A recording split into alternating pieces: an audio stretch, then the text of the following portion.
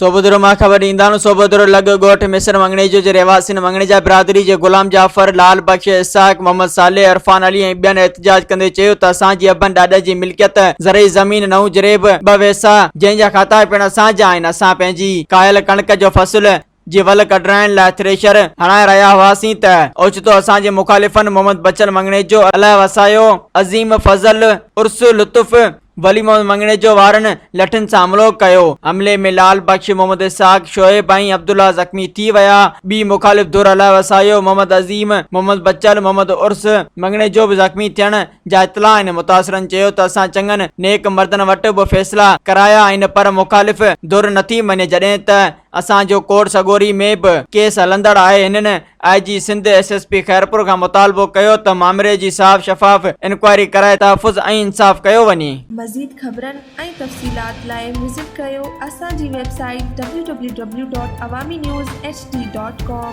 ऐं ॾिसंदा रहो अवामी न्यूज़ HD।